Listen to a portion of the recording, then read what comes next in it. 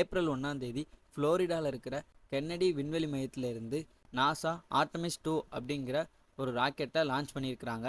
இந்த ராக்கெட்டில் Reed Wiseman, Victor Glover, Christina Koch, Jeremy Hansen என்ற 4 விண்வெளி வீரர்கள் பயணம் பண்ணியிருக்கிறாங்க. நாசா மொத்தம் 10 நாள் விண்வெளியில் பயணம் செய்ய பிளான் பண்ணியிருக்கிறாங்க. அப்போலோ 17க்கு பிறகு, அதாவது அப்போலோ 17 அப்படிங்கிற ராக்கெட்டில் தான் 1972 3 விண்வெளி வீரர்கள் பூமியோட தாழ்வட்ட பாதையையும் தாண்டி பயணம் செஞ்சுருக்கிறாங்க. அதுக்கப்புறம் பூமியோட தாழ்வட்ட பாதையை தாண்டி போகிற மனிதர்கள் இருக்கிற விண்வெளி பயணம் இதுவாக தான் இருக்குது. இப்போ இந்த ஆர்டமிஸ் 2ல் இருந்த விண்வெளி வீரர்கள் தங்களோட பயணத்தை முடிச்சுட்டு பூமிக்கு திரும்ப வந்திருக்கிறாங்க. கலிஃபோர்னியாவில் இருக்கிற சாண்டியாங்கோவிற்கு பக்கத்தில் இருக்கிற பசிபிக் பெருங்கடலில் தான் இவங்க இப்போ இறங்கியிருக்கிறாங்க.